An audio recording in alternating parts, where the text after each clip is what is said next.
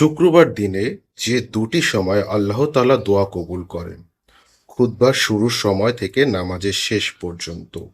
আবু দারদা ইবনে আবু মুসা আরশি রাদিয়াল্লাহু তাআলা হতে বর্ণিত, তিনি বলেন, আমি আমার পিতাকে বলতে শুনেছি, তিনি বলেন, আমি রাসূল সাল্লাল্লাহু আলাইহি সাল্লামকে বলতে শুনেছি, তিনি জুমার দিনে বিশেষ মুহূর্তটি সম্পর্কে বলেছেন। ইমামের মিম্বরে বসার সময় থেকে নামাজ শেষ করা পর্যন্ত সময়টি সেই বিশেষ মুহূর্ত। আবু দাউদ, হাদিস নং 1049।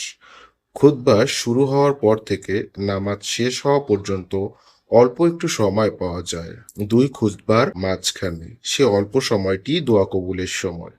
জুমার দিনে আসরের পরে আমল। জুমার দিনের 12 ঘন্টার মধ্যে এমন একটি মুহূর্ত রয়েছে, যদি কোনো মুসলিম এ সময় আল্লাহর কাছে কিছু প্রার্থনা করে, তাহলে মহান ও সর্বশক্তিমান আল্লাহ তাআলা তাকে দান করেন। এই মুহূর্তটি তোমরা আসরের শেষ সময় অনুসন্ধান করো।